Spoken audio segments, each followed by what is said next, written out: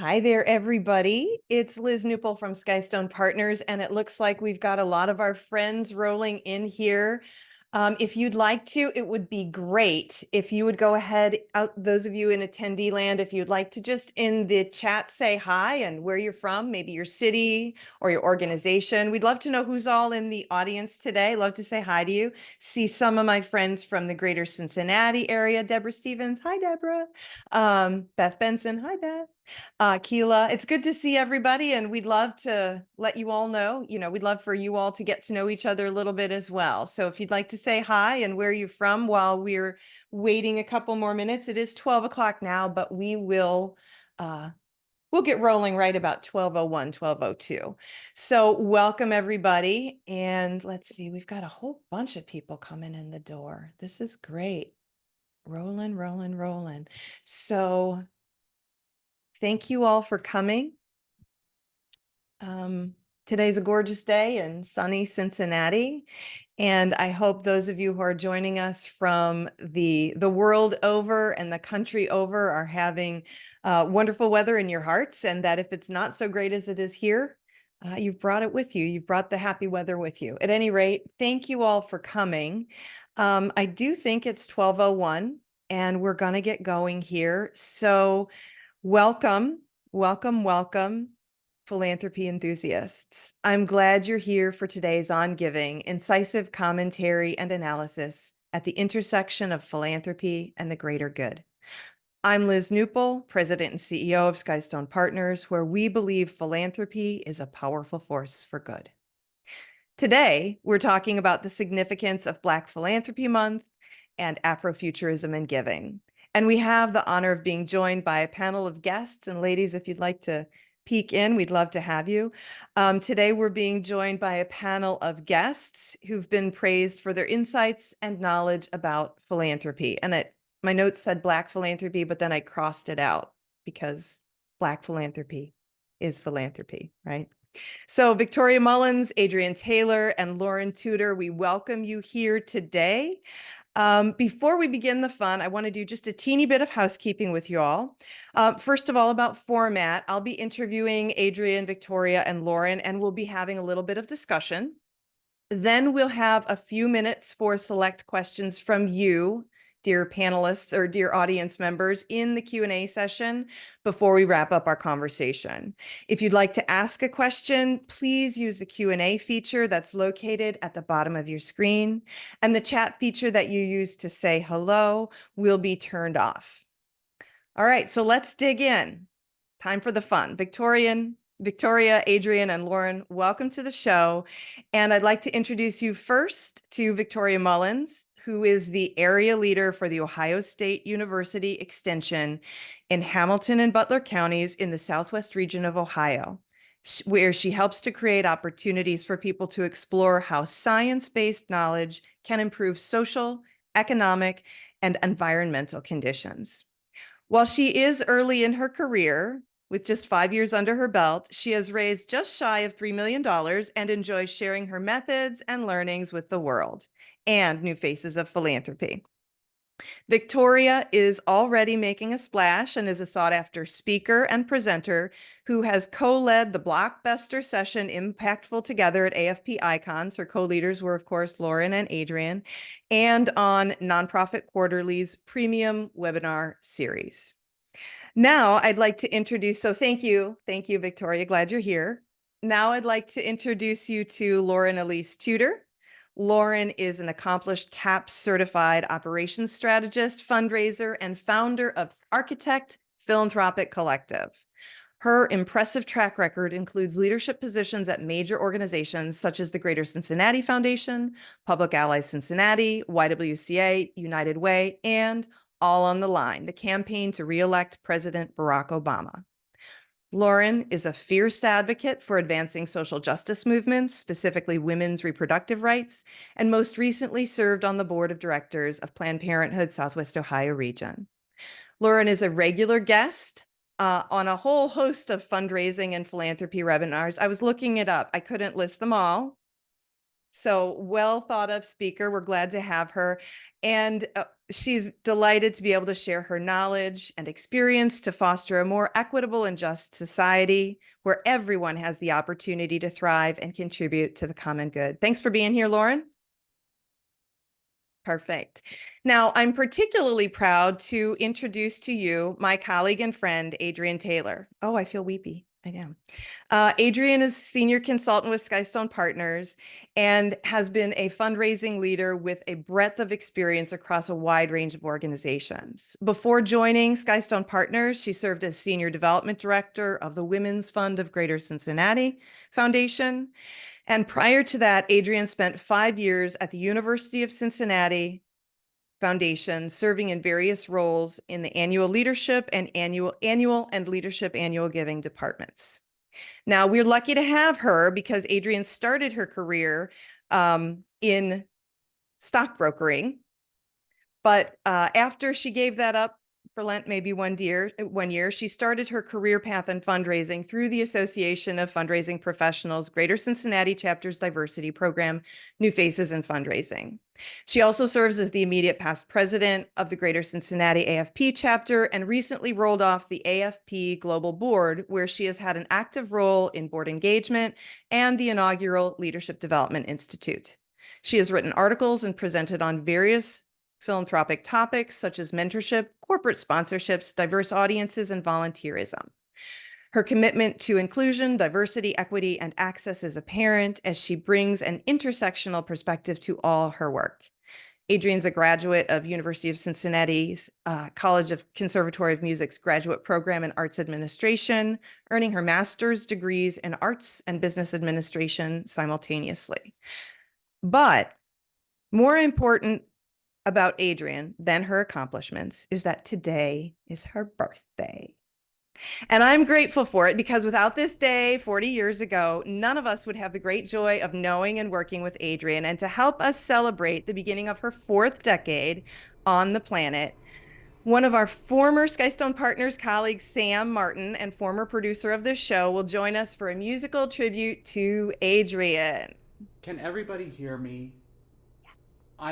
I'm here to embarrass and celebrate Adrienne before this amazing and insightful conversation kicks off. Happy birthday, Adrienne.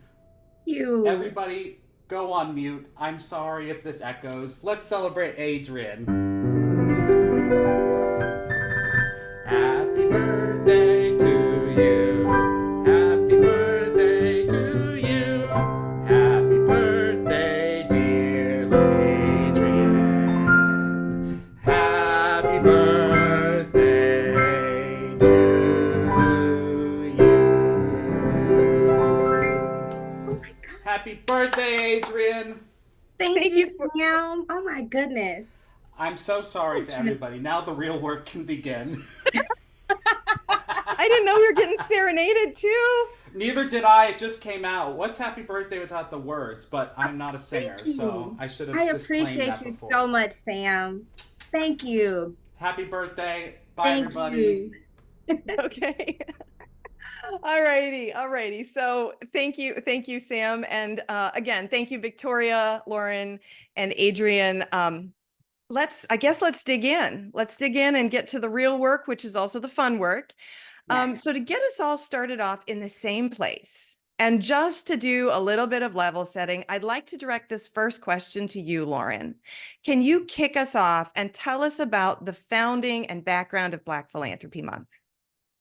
Yes, I can. I can do that. So, Black Philanthropy Month really started in 2011, 13 years ago now, as an initiative to celebrate and strengthen the African descent giving, what that might look like to celebrate and lift up Black giving in all the ways that it shows up. And it was really founded by Dr. Jackie Bouvier Copeland, who is an accomplished woman of all trades, and the Pan African Women's Philanthropy Network. And they together they spearheaded the movement to lift up, cultivate, generate Black Philanthropy Month. Now, what we've seen happen is over the years, we've watched it blossom into this really incredible global celebration of which now all of us get to gather together and talk about um, amazing ways that giving shows up. And how that shows up through time, talent, treasure, and what we have coined on this group, the 6 T's, the ties, testimony, and the non-traditional forms of giving. And so the initiative now has sparked really great, crucial conversations, inspired brand new giving circles, reinvigorated older ones, and highlighted the incredible impact of Black philanthropy. And I, for one, am super excited that it is taking more center stage in mainstream and traditional philanthropy as well. Thank you. Thank you. I appreciate that. I appreciate that. And that leads me kind of to the next point, is that this year's theme is Afro-futures of Giving. So Adrienne, can you share what Afrofuturism is, and maybe also share with our audience some notable examples of how Afrofuturism shows up for us today, maybe things we don't even realize? Absolutely.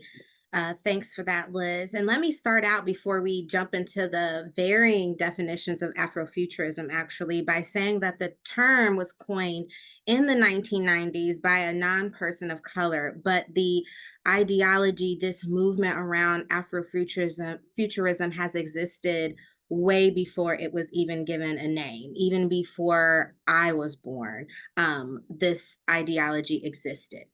According to the National Museum of African American History and Culture, Afrofuturism is notions of Black identity, agency, and freedom through art, creative works, and activism, and envision liberated futures for Black life. Wikipedia says that Afrofuturism is a cultural aesthetic, a philosophy of science and history that explores the intersection in the African diaspora culture with science and technology. I like what Pratt Institute says. They describe it as a way of looking at the future and alternate realities through a Black cultural lens. And there are common themes to all of these definitions. We see the essence of freedom or liberation. We see it for Black people and for people of the African diaspora. And we see the use of technology and science. But to me, Afrofuturism is this creative and strategic intersection of inspiration, liberation, and innovation for us, whether we are Black or of the African diaspora. It is for us. And you might be thinking, well, where has Afrofuturism showed up in our everyday lives, or what are some very notable examples of Afrofuturism? We have seen it through the late and great Octavia Butler, through many of her works. Some are very deep, it might be very depressing in nature, but she put lots of themes of futurism throughout all of her literary works, through a majority of her literary works. We see it in the music of Janelle Monáe. You can see it through her album covers, through her lyrics, that she dreams of a liberated future for all of us. And then more recently, we might have all went to the movies and seen Black Panther and Forever Wakanda. Those are great visual elements where you really see that science and technology and that innovation show up for Black people. But for me, and I'm going to kick it over to my good sisters here, Lauren and Victoria, some notable examples of Afrofuturism that have shown up in my personal life. And you two have laughed at me when I said this. I really read a lot of slave girl stories. They were filled with lots of dreams of freedom, liberation, what it would look like to not be in this situation. And Mildred D. Taylor was a frequent author of these types of books. So I didn't know that at such a young age, I was reading great literature that had these little tidbits of Afrofuturism in them. So Vic or Lauren, how's it showed up in your life? Yeah, I'm based in Charlotte now, but had a long tenure in Cincinnati, as per my bio. And in Charlotte, we're really seeing how Afrofuturistic approaches are showing up through initiatives like the new generation of African American philanthropists, which is shortened by NGAP as the acronym. It's a giving circle in Charlotte, North Carolina. It is one of the longest running giving circles in the nation. They are 18 this year. Their 20th anniversary will be in 2026. And I'm a proud member of that. giving circle. My husband and I both are. And we love that giving circle so much, because we're pooling resources for immediate needs in the Charlotte community and actively planning toward a long-term community transformation strategy. What might it look like to lift up, support, elevate the visibility towards Black-led, specifically nonprofits in the Charlotte metropolitan area? So we're developing a strategic vision that gets right at that. And there's some chat. I'm not saying too much because there's some chatter online, but we are raising money for the new trust. That is a literal entity that we are building.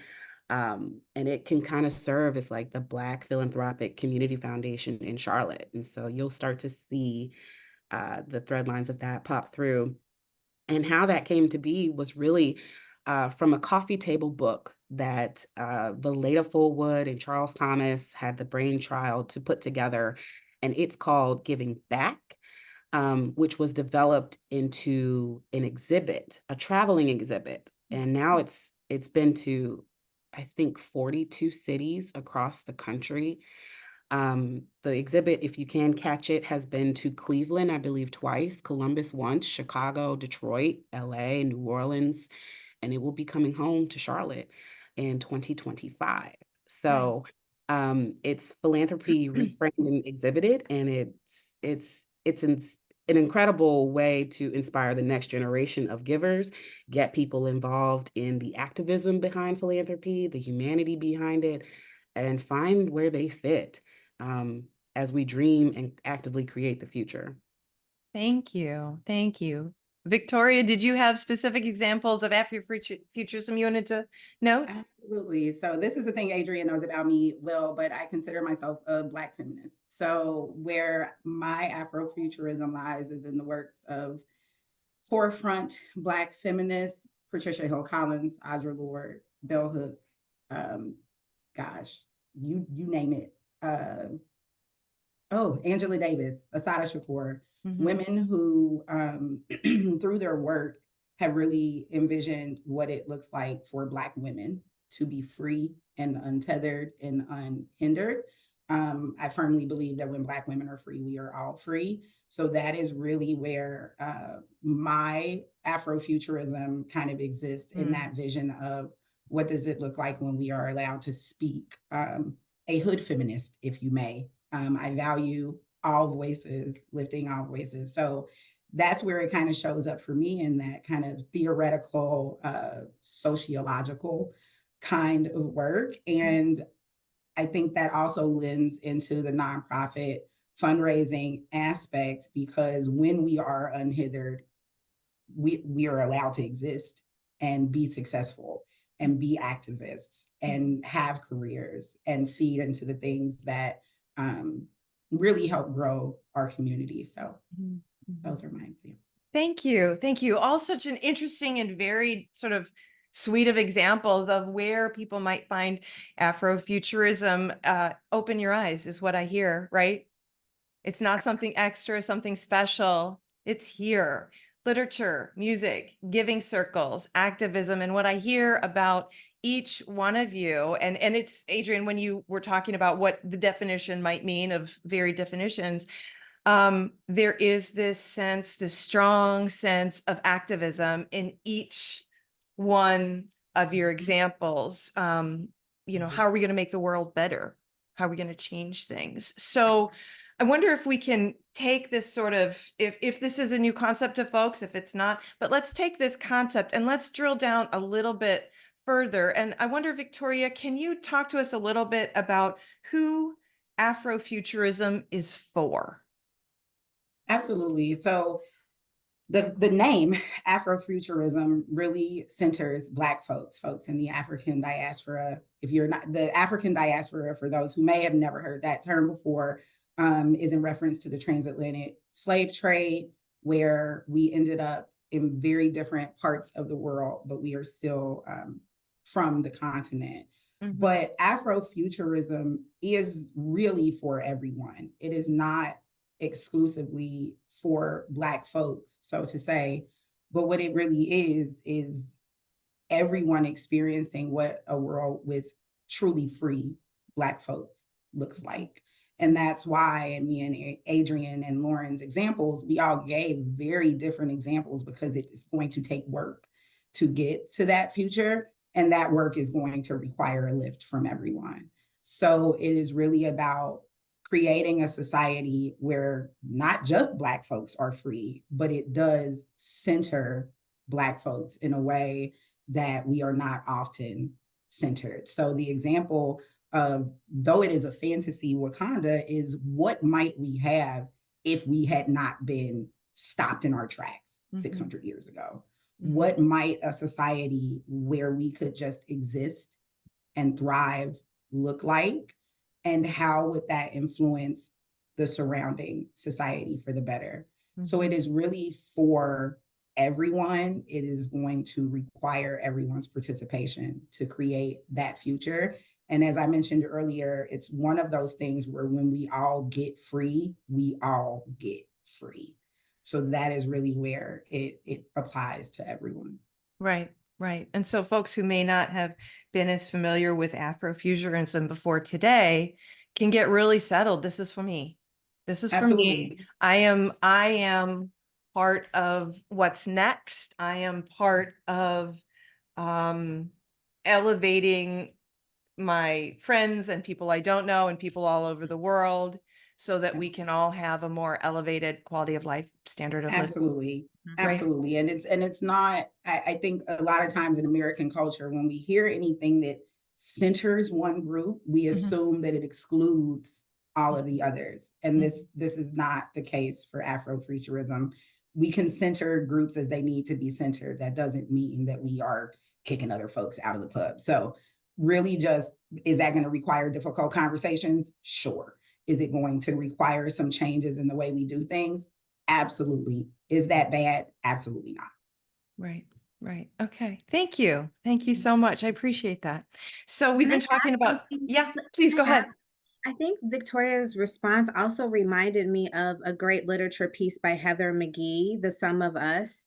And I know she's talking about what racism costs all of us.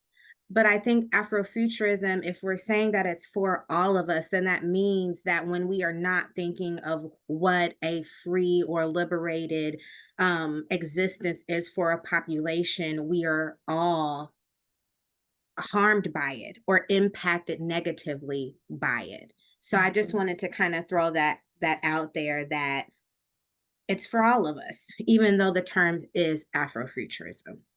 Right, right. And I think it's interesting also, if I can just interject here, when you all have been talking about Afrofuturism, the language, and I think language is very, very powerful. The language has been such that we are talking about when we are all free, and with an abundance mindset, not with a deficit mindset. And at the same time, we do need to look at those difficult truths of those difficult things that are when we are not all free, so to speak. And really, but I really, intentional or not, all of this language today around Afrofuturism has been very abundance minded kind of language. And I personally really, really appreciate that, because it feels inclusive and it feels like I, as a not Black person, am welcome. Right? Yeah. So we've been talking about change, we've been talking about Afrofuturism, and this year's Black Philanthropy Month invites us to embrace that, invites us to consider what the future might look like for ourselves. And I'd like to ask the three of you to share your thoughts that were posed on the Black Philanthropy Month website about things that will drive our future. And I'd like it to be a conversation. So I'm going to sort of list out what the questions are for everybody to hear what Black Philanthropy Month is suggesting, inviting us to think about, inviting us to talk about, and then we'll start at the beginning again, just total context. So the first question is, please describe your ideal future for Black giving and or social finance. The second one vanished right out of my packet. I have notes and I don't have it. Adrienne, you're going to have to help me I'm putting out. it in the chat right now. The Good. second question is, what factors are driving the future of Black giving and social finance available to promote wellness, equity, and justice in Black families, institutions, and communities? Excellent. Excellent. So thank you. Thank you for, I'm a little embarrassed that my notes got corrupted. But let's start with what does the future look like? What's the vision for philanthropy and social investment? Well, since I'm off on, go ahead, Lauren. I saw you come off. Oh, okay. Well, when I think about it, when I think about Black giving, I think about, to both Liz's and Vic's point, of actively shaping the future where everybody has a role to play. I think we're all on this call because we want to have a hand in creating a more beautiful world. But I think about Black giving in that specifically Black voices and experiences are very much centered, and everyone is aspiring in building that community that they want to see. And so the future kind of shifts from a charity mindset that Black folks are on the receiving end of services and or benefit, to something that is truly community centered and even in the sphere of wealth building, from concentrated intelligences to also concentrated wealth and assets as well. And so I think when I think through Black giving too, we're looking at a scenario where Black-led organizations have all the resources that they need. They're first to compete. They're right at the forefront of change and cutting edge initiatives. Giving circles are wielding deep and incredible power. We're seeing major foundations actually like back up what they say. And we're seeing traditions of even mutual aid societies really come to the forefront in ways that support community and economic power. And so these spaces are recognized for the powerful forces that they are. Wow. That's a powerful vision, Lauren. Yeah, I mean, it takes forecasted planning. Like, this doesn't happen tomorrow. This happens when we think 20 years into the future. The same way we lay out interchanges on the highway, those plans are in effect 20, 30, 40 years previously. We need to think about Black giving and other forms of giving from other demographics in the same type of way. How can we plan 20, 30, 40, 50 years into the future? Yeah, absolutely. Adrienne or Victoria, would you like to talk a little bit about what your visions of the future for Black philanthropy and social investment might look like? I think for me, I agree with a lot of what Lauren talked about. I would like to add, I don't know if I can categorize it, but it's this notion around information and knowledge and access. So that not only the organizations that are asking for the funding know where to get it, but know how to use it and maximize those dollars, and help them go farther and do more with what they have. And I feel like sometimes there's this information gap or this knowledge gap of, I don't want to call them loopholes, but just tricks of the trade or different nuances that may cause better efficiencies or better outcomes, or may open a door to access whatever it is, whether it's money, resources to help the organization fuel its mission better. And then on the other side, with those who are investing and those who are coming together, what hasn't been made available to these new giving circles and these new collectives and investment funds that are trying to come together for Black organizations, so that again they can also effectively execute on their mission. So yeah. Yeah. I don't think I have anything to add to those particular points. Y'all covered everything as far as, what that ideal future looks like. I think really the only thing that I think might be slightly different is in that gap that Lauren mentioned, where we have this time to get to where we are going. Ideally, it's learning those tricks of the trade and really we got to learn how to play the game till the game changes is Mhm. kind of my thought process. A lot of Black folks start nonprofits literally out of the goodness of their heart and seeing a need in their community and being like, I can fix that, which I think is so dope and amazing that we're just like, I got it, I can fix that. But there are so many things to learn, and you got to know how to play the game to get the funding, which in and of itself sucks, but it is just true. So I think in that interim, really making sure that we are closing that knowledge gap is the big piece for me. Ah, excellent. Thank you, Victoria. So let's look at what factors you all think are driving Black giving and Black philanthropy to promote social finance, wellness, et cetera, just the betterment of culture in general in communities. Yeah, so I'll start this one off. Obviously the biggest driver is that Black people are coming into wealth, right? Like we are advancing in our careers, we are holding high ranking positions that we just flat out weren't allowed to hold in the past. So our tax bracket has changed, which is wonderful. But also society is bearing down on us a little bit. And so we are realizing that there's a lot of work to be done and we just got to get it done. We just have to do it.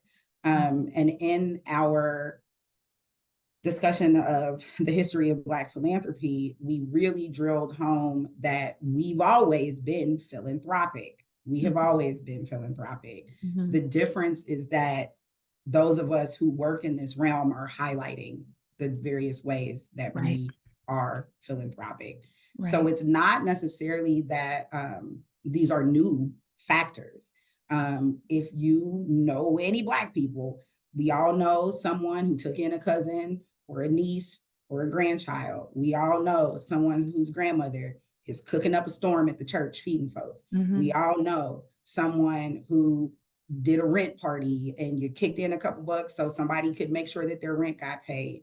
We have always been philanthropic. It is just now we are calling it what it is, rather than just calling it being good people, right? Or just what we do.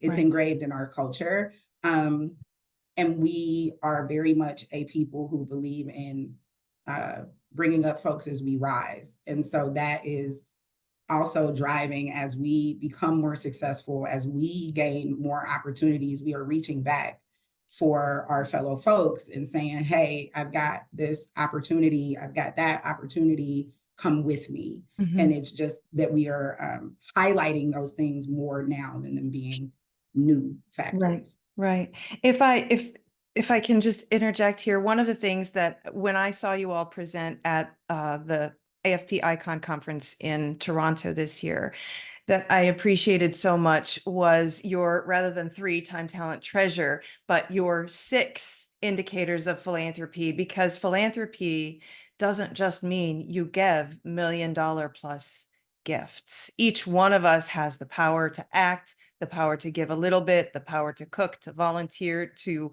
whatever it is. And it is an act of human kindness. And as you say, Victoria, we're just calling it what it is now, right? We're calling it something what it is. Yeah.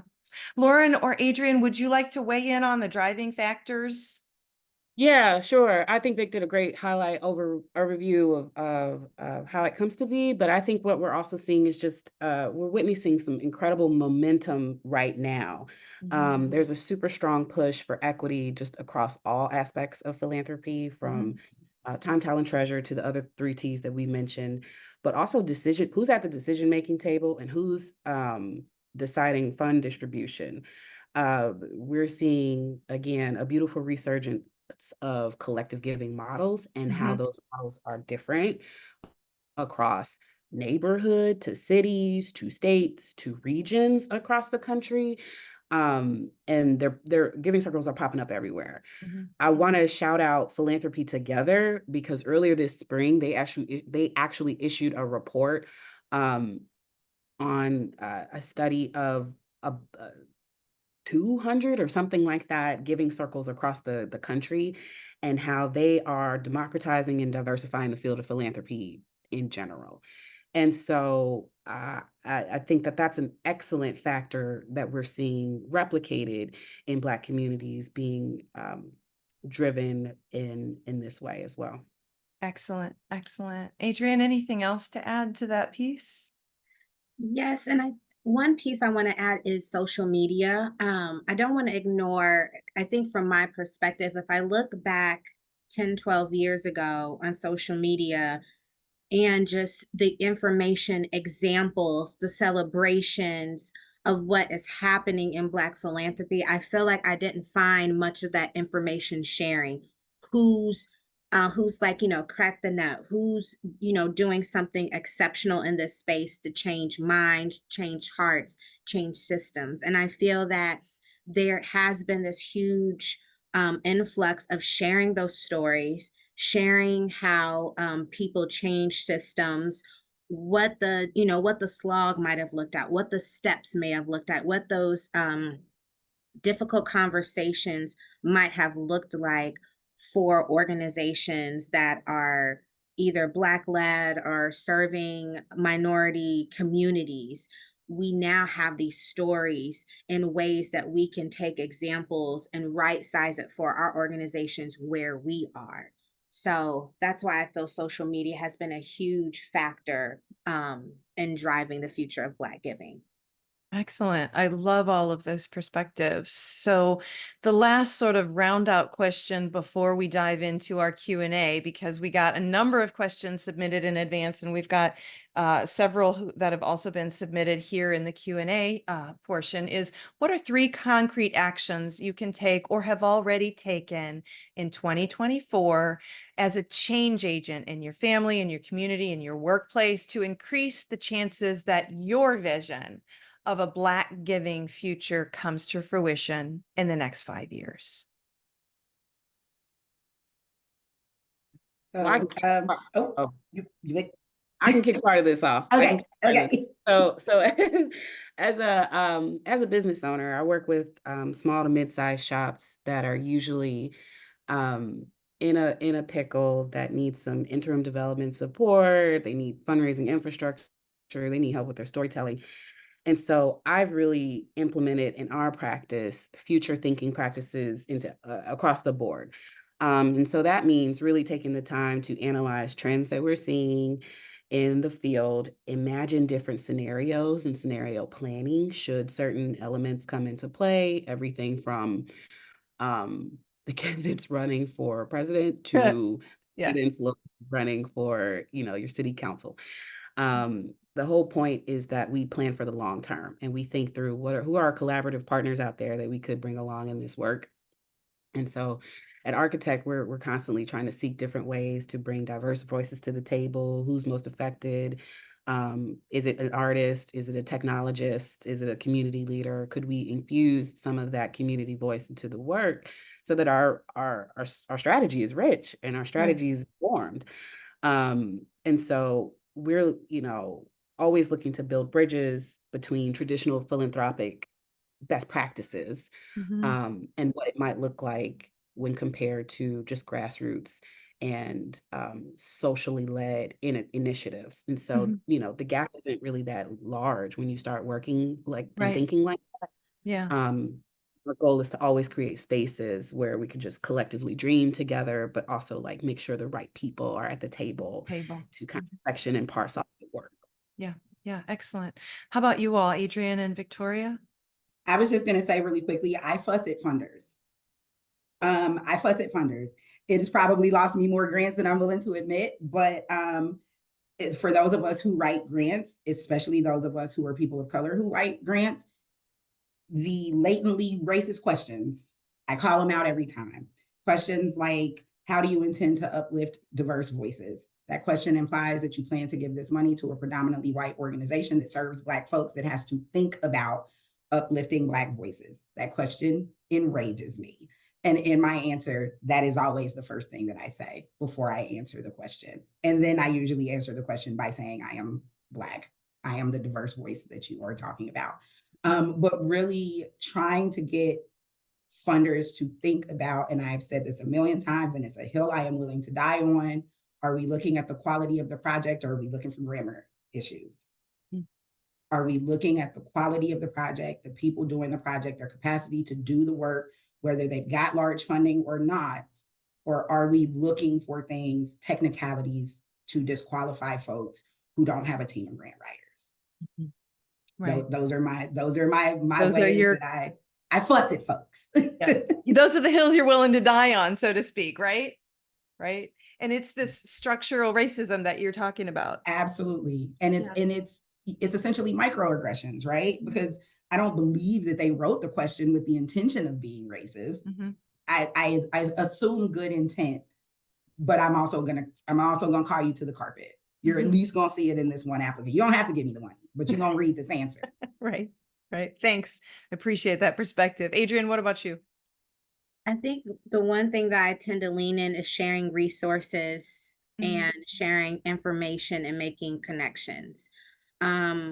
When there's a new funding opportunity, or if I see a new template, or if I read a story about a organization in another state that did something novel with the organization here, I'm all about sharing that information. Yes, there may not be enough there. I do feel like there is enough wealth to go around, but I know that there's a feeling that there's not enough wealth to go around. And some people may say, well, don't share this because we're going to have more people applying. Okay, that just tells us that there's more need out there and that we need more people to come to the table to support that.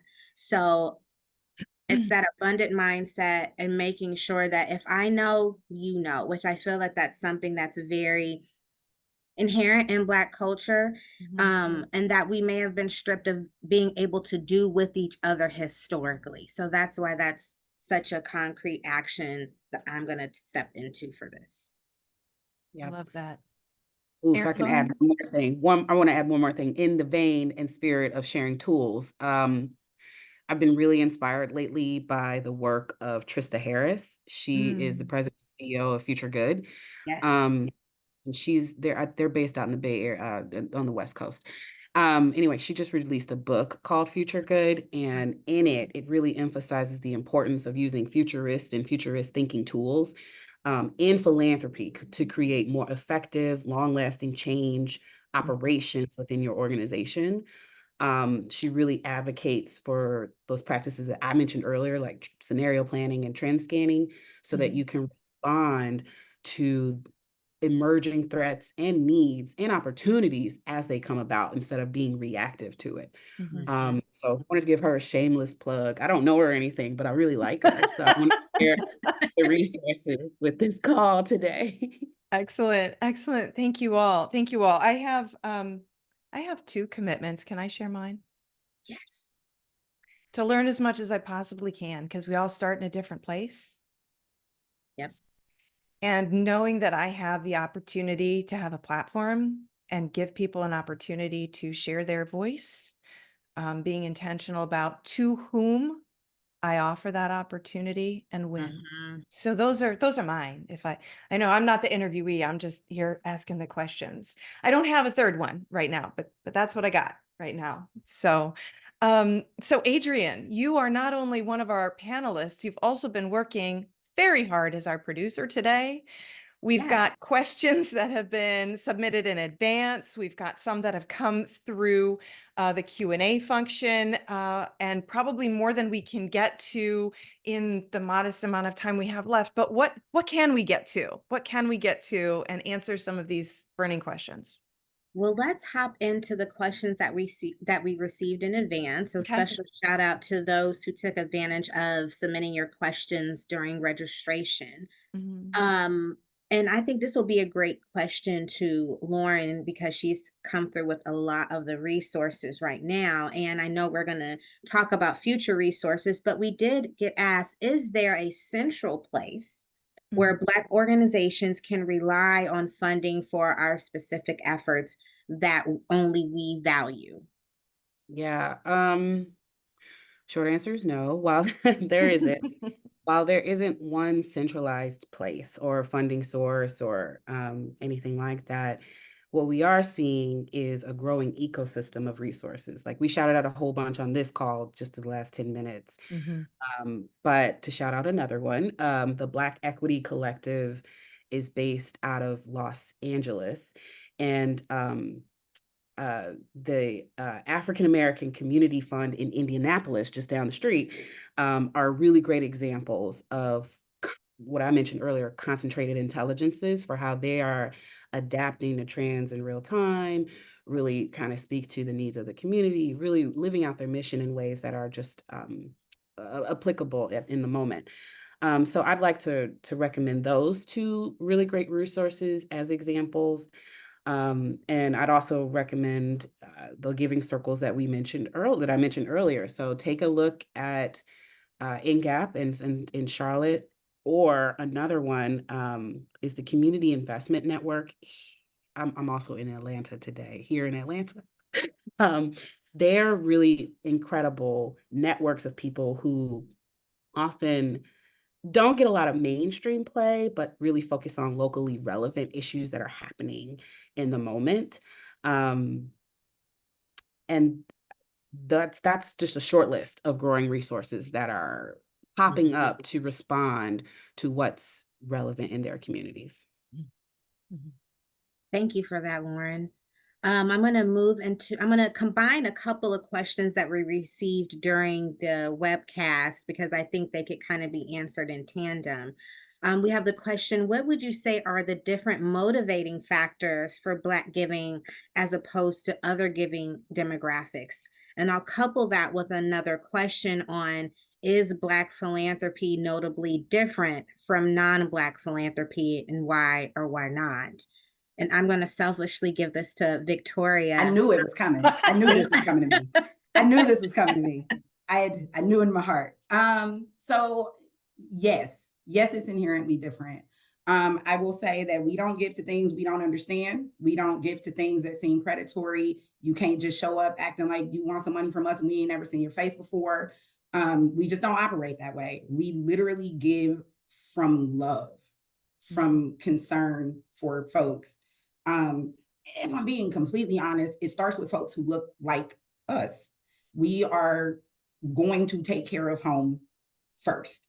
So when we are thinking about strategies and approaches, it usually isn't immediate. The need may be immediate. Quite frankly, I will say we got that. The immediate needs, we got those. First, you have to build relationship. You have to build relationship. People have attendance and they mean well. They mean well. They want to come in and help. But you got to remember, a lot of times you're an outsider and people do not trust what they do not know. And we will not give to what we do not know. We will not give if we do not know for a fact that our gift, whether that's time, talent, treasure, ties, testimony, whatever the case may be, is coming back from whence it came. That is the starting point. What you can do to address those immediate needs is amplify the work that Black folks are already doing. Amplify the work that we are already doing. You don't always have to step in. If you are at a large organization, share the post. If you have a large following on your personal Facebook, share the post, share it on LinkedIn. Get your folks' eyes on the folks who are doing the work. Not to be rude, if that's not your lane, just stay in your lane and amplify the folks who are doing the work. We don't all have to be in every lane. But it is inherently different because we don't want the shine. We don't want the recognition. We don't want our name on buildings. We don't want our name on your donor wall. We don't want our name in your program. We don't necessarily want our name in your annual report. We give because it is simply the right thing to do. That is our motivation, because a lot of Black folks can't give enough for the tax cut. They can't give enough to get on your wall.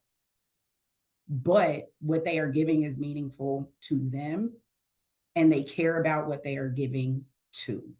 So it's really about building relationship, thanking your small denomination donors, loving on your volunteers, recognizing that your organization probably doesn't run without your volunteers, and actually recognizing and thanking them for that.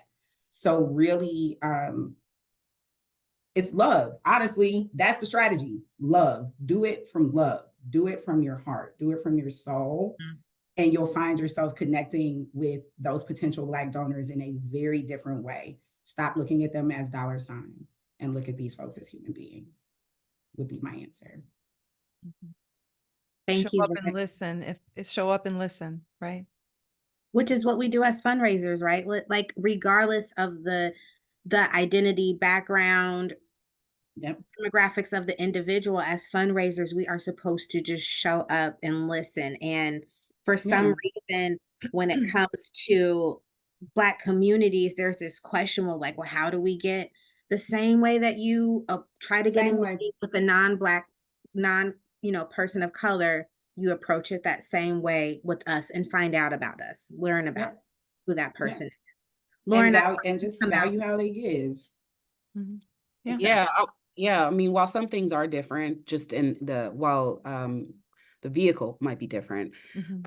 Some practices are straight up the same, and you have all mentioned that we need definitely embrace cultivation, donor cultivation, just making sure that there are opportunities ready for folks to latch on to. You definitely want to qualify and see how a donor might fit into your mission. And I would say really lean into this one.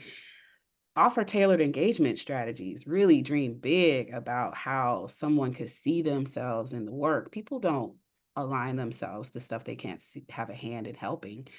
And it all ladders up to just human connection, just making sure you're talking to donors and individuals in genuine ways, listening more than you speak, building trust, focusing on the relationship. That stuff is not different. That stuff is not different at all. I think the field of fundraising and philanthropy works for a reason, because humans relate to humans. And so I would just recommend that we all remember we're human and just act like normal people. Absolutely. One quick thing before when we jump into the next question, and I actually, Liz and I chatted about this really briefly at Icon. It drives me nuts that at National Philanthropy Day, Volunteer of the Year is separate from Philanthropist of the Year. Imagine what it would say to our volunteers, to these people who are helping our organizations go, who are often the Black and brown folks who cannot make large donations, but they are giving more of their time than we do, and we on payroll.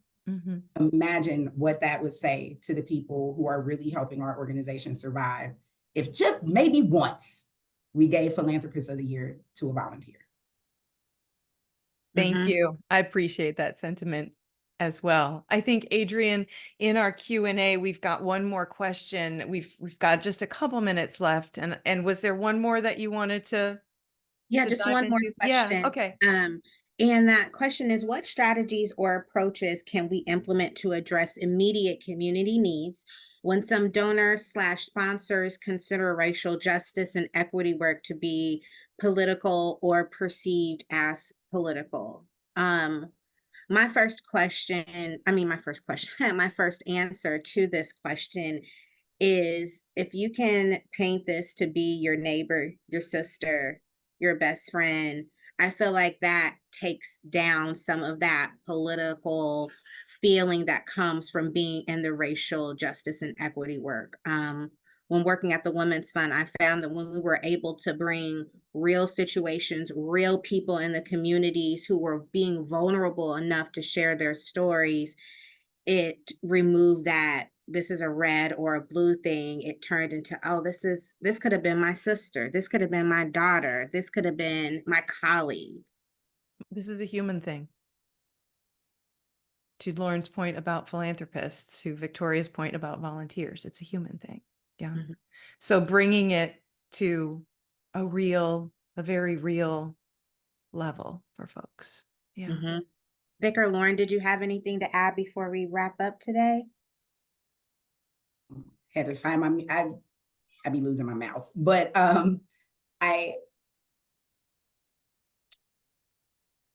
racial justice, immediate needs, inequity work. I want you to sit back and just think about why that's different than a tornado. Think about why that's different than a hurricane. The way that we show up when a city has been decimated by a natural disaster, why can't we show up like that for equity, for social justice, for our community members when we are grieving at another dead body on the sidewalk? Why can't we show up that same way? That is a disaster in a Black community the same way that a disaster, a tornado, a natural disaster is for everyone else. And so kind of sitting with and unpacking why we don't show up those same ways, I think is really necessary. Thank you for leaving us with that as a really sort of compelling thing to consider, Victoria. Thank you. Thank you to everyone who joined us today and took the time to examine Afrofuturism, Afro-futures in Giving, because it's not just August that's Black Philanthropy Month. It's every month that's Black Philanthropy Month. In our replay, everyone, we'll also be forwarding a list of resources to offer additional insights on Afrofuturism. And certainly, Lauren, I've made notes of a couple of yours. I'm collecting some others. I want to give a couple of special shout outs. One is the Black Philanthropy Month Initiative's website. You can go there. That'll be included in the replay email. Anika Allen's book, Collecting Courage, Joy, Pain, Freedom, Love. There'll be a link so that you can purchase that book as well. And then another link for sure about Afrofuturism from the Smithsonian National Museum of African American History and Culture, among the other things that we've talked about today. So all of those resources, while this may not be the central point, may not be the hub of everything, we want to give you a list of resources so that you have opportunities to dive in deeper.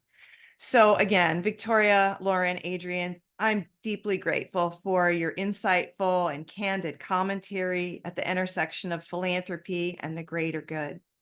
You've given us the opportunity to challenge ourselves to think and act in new ways about how we ensure philanthropy is for everyone. Thank you all again, guests, for joining us today. Have a wonderful and charitable day. I hope that you join us again for On Giving on Tuesday, September 10th at 12 p.m. Eastern. Until next time, go forth, do good work, and remember, philanthropy is a powerful force for good.